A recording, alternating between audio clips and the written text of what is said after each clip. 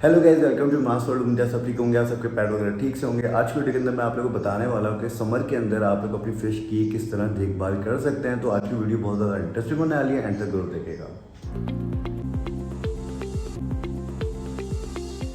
सबसे पहले तो आप लोग को टैंक का टेम्परेचर कंट्रोल करना है।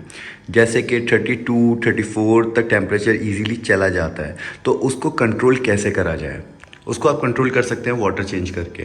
अगर आप हफ्ते के अंदर 3 दफ़ा वाटर चेंज कर देते हैं, वाटर चेंज करने का मतलब ये नहीं कि आप पूरा का पूरा 40 to 50% वाटर चेंज कर दें। आप 10 to 20% भी वाटर चेंज करेंगे तो टेम्परेचर टैंक का नॉर्मल हो जाएगा।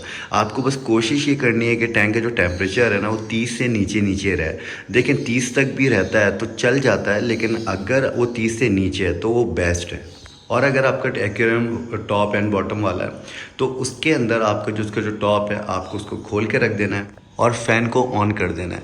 फ़ैन की हवा जब डायरेक्ट पानी के ऊपर पड़ती रहती है तो इससे भी काफ़ी हद तक टेम्परेचर कंट्रोल हो जाता है। और मैं ख़ुद यही करता हूँ, क्योंकि सिर्फ़ और सिर्फ यही टैंक है मेरे पास जिसके ऊपर टॉप रखा हुआ है। बाकी जितने टैंक्स मेरे पास इस रूम के अंदर मौजूद हैं, आप सब देख सकते हैं, उनके ऊपर कोई टॉप नहीं है। टॉप ना होने का सबसे अच्छा रीज़न ये होता है कि गर्मियों के अंदर पानी जो है वो इस कदर गर्म नहीं हो पाता है जो कि हमारे फ़िश को नुकसान दे सके। और दूसरी चीज़ है ऑक्सीजन। देखिए गर्मियों के अंदर टैंक के अंदर ऑक्सीजन प्रोवाइड नहीं होती, क्योंकि जब पानी गर्म होता है ना तो ऑक्सीजन वैसे ही लो हो जाती है। तभी आपको ज़्यादा से ज़्यादा एरेशन रखनी है टैंक के अंदर। आप एयर स्टोन लगा सकते हैं, जैसे कि इस तरह का इस गोल्डफिश टैंक के अंदर लगा हुआ है।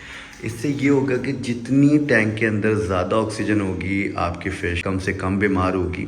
तभी आपको गर्मियों के अंदर ख़ास ख्याल रखना है कि आप उसके अंदर एयर पम्प एक्स्ट्रा लगा दें, एयर स्टोन ऐड कर दें। ऑक्सीजन आपको भरपूर प्रोवाइड करनी है ताकि आपकी फ़िश को स्ट्रेस ना हो। ऑक्सीजन कम होगी तो वो स्ट्रेस में आ जाएगी।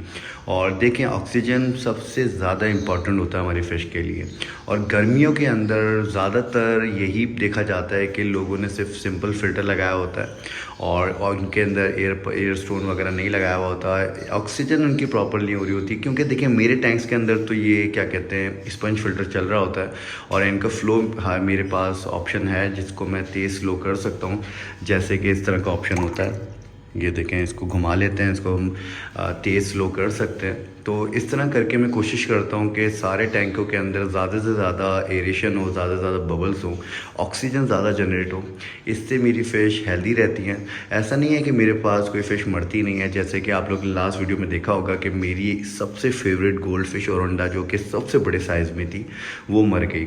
वो भी शायद इसी रीज़न की वजह से मर सकती है, क्योंकि भाई इस सीज़न के अंदर बहुत सारी फ़िश मरती हैं। तभी मैंने सोचा कि इसके ऊपर एक ख़ास वीडियो करता हूँ, ताकि अगर इस वीडियो से किसी की थोड़ी सी भी हेल्प हो जाएगी तो मेरा पर्पज़ पूरा हो जाएगा। और तीसरी चीज़ है वाटर क्वालिटी। वाटर क्वालिटी आपको प्रीमियम रखनी है, ख़ास तौर पे गर्मियों के अंदर। अगर आप वाटर क्वालिटी अच्छी रखते हैं तो आपकी फ़िश कम से कम बीमार होगी और इस समर के अंदर अच्छी तरह सर्वाइव हो जाएगी। जैसे कि आप हफ्ते में 2 दफ़ा या 1 दफ़ा, मोस्टली लोग 1 दफ़ा वाटर चेंज करते हैं। मैं तो 2 दफ़ा करता हूँ, लेकिन मोस्टली लोग 1 दफ़ा वाटर चेंज करते हैं। लेकिन अगर आप 1 दफ़ा करते हैं तो हफ्ते में 2 दफ़ा वाटर चेंज कर लें। अपने फ़िल्टर के ऊपर नज़र रखें, अपने फ़िल्टर को अच्छी तरह साफ़ रखें। नीचे से जो फ़िश पूप वगैरह गिरी होती है, वेस्ट फूड होता है, जो सारा चीज़ें गंदगी होती है टैंक के नीचे, वो सारी की सारी साफ़ करें। टैंक के जो पानी है उसको आपको प्रीमियम रखना है, बिल्कुल साफ़ सुथरा रखना है। तो इससे आपकी फ़िश हेल्दी रहेगी, ख़ास तौर पे समर में। और चौथी चीज़ जो कि बहुत ही ज़्यादा इम्पॉर्टेंट है वो है फीडिंग। देखें गर्मियों के अंदर फ़िश का मेटाबॉलिज्म वैसे ही चेंज होता है, तो अगर आप फ़िश को ज़्यादा फीड कराते हैं वो खा तो लेती है, वो फिर उसी हिसाब से वेस्ट भी प्रोड्यूस करती है। और जो कि मैंने आपको शुरू में पॉइंट्स बताए उसके अंदर वैसे ही पानी के अंदर ऑक्सीजन वगैरह कम हुई हुई होती है। तो जैसे ही आप फ़िश को थोड़ा सा ज़्यादा खिला देते हैं तो वेस्ट प्रोड्यूस वो ज़्यादा करती है। टैंक का पानी भी गंदा हो जाता है, जिसकी वजह से एमोनिया बहुत जल्दी बिल्ड हो जाता है। जैसे कि अगर विंटर के अंदर वो बिल्ड 3 दिन में होता होगा, गर्मियों के अंदर वाटर क्वालिटी भी बहुत जल्दी ख़राब हो जाती है।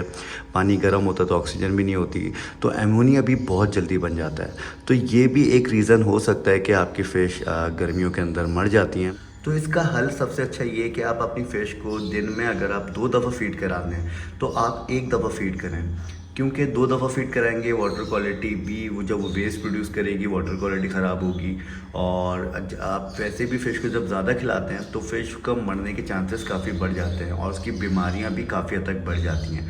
तभी आप दिन में 2 दफ़ा खिलाते हैं तो 1 दफ़ा खिलाएं और थोड़ा कम कर दें। देखें फ़िश कम खाने से कभी भी नहीं मरती, ज़्यादा खाने से ज़रूर मर जाती है। तो ये एक मेरे सीनियर थे, मुझे वो बात बताते थे, जो कि मुझे अब जाके समझ में आई है कि वो ये बात क्यों कहते थे। फ़िश कम खाने से कभी भी नहीं मरती, ज़्यादा खाने से मर जाती है, क्योंकि ये एक बहुत सेंसिटिव सी चीज़ है, एक सेंसिटिव सा पेट है और बहुत ट्रिकी हॉबी है ये, क्योंकि तभी इसके अंदर काफ़ी कम लोग होते हैं। तो आप इस चीज़ को समझ जाएं कि फ़ीड आपको बहुत कंट्रोल वे में करानी है अपनी फ़िश को, ख़ास तौर पे इस गर्मी के सीज़न के अंदर।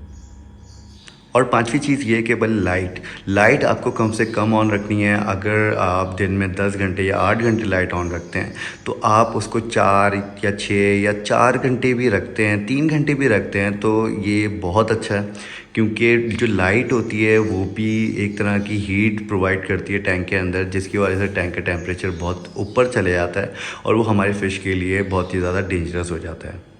और अगर आपके टैंक पे डायरेक्ट सनलाइट आ रही है तो वो भी बहुत ज़्यादा डेंजरस है।